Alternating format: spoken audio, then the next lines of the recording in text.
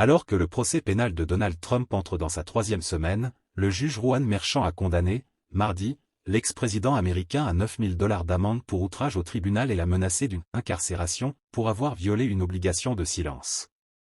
Nouveau rebondissement dans la saga judiciaire de l'ex-président américain. Le juge qui préside les débats au procès de Donald Trump à New York a condamné, mardi 30 avril, l'ancien président à $9 000 d'amende pour outrage au tribunal et l'a menacé d'une incarcération pour avoir violé son interdiction de s'en prendre aux témoins et jurés. Donald Trump est prévenu que la Cour ne tolérera pas la poursuite de violation délibérée de ses ordres et que, si cela est nécessaire et approprié, elle imposera une peine d'emprisonnement, peut-on lire dans la décision écrite du juge Juan Merchan. Le magistrat a condamné l'ancien président des États-Unis, présent dans la salle d'audience pour cette troisième semaine de procès, à $1 000 d'amende par violation 9 au total, soit le maximum que permet la loi, et a ordonné que ces attaques soient supprimées de son réseau trousse sociale ou de son site de campagne. Dans sa décision, le juge concède que la somme est tout à fait abordable pour un milliardaire comme Donald Trump et estime que, dans ces conditions, la prison pourrait être nécessaire.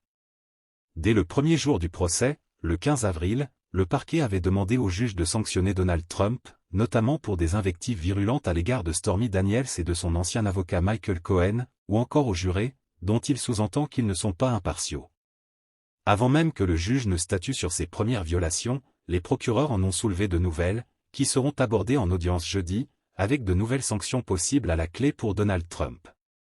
À son arrivée au tribunal mardi, le candidat des Républicains à la présidentielle de 2024 s'est de nouveau présenté en victime de poursuites judiciaires, pilotées par la Maison-Blanche et des juges et procureurs démocrates.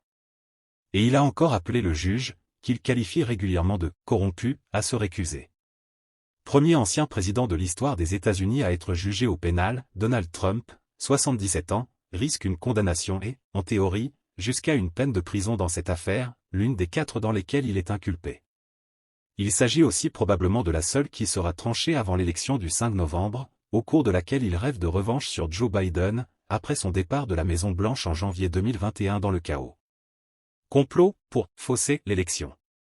L'ancien président des États-Unis est poursuivi pour 34 falsifications de documents comptables qui auraient servi à dissimuler un paiement pour étouffer un potentiel scandale sexuel dans la dernière ligne droite de la campagne présidentielle de 2016. Les $130 000 avaient été versés à l'ancienne star de film X Stormy Daniels pour acheter son silence sur une relation sexuelle qu'elle affirmait avoir eue avec lui en 2006, alors qu'il était déjà marié à son épouse Melania. Une relation qu'il dément. L'accusation parle d'un « complot » pour « fausser l'élection quand la défense de Donald Trump y voit le fonctionnement normal de la démocratie. Après une première semaine consacrée à la sélection du jury, les débats se sont concentrés la semaine dernière sur le témoignage fleuve d'un ancien patron de tabloïd, qui a planté le décor de l'affaire. David Pecker, qui possédait The National Enquirer, a raconté comment il s'était mis au service de la campagne de Donald Trump en 2016 en achetant les droits exclusifs de 2 autres témoignages susceptibles de provoquer des scandales. Le tout après une réunion à l'été 2015 avec Donald Trump et son ancien avocat Michael Cohen. Mais David Pecker, qui n'avait pas été remboursé, a refusé de payer Stormy Daniels quand son cas s'est présenté.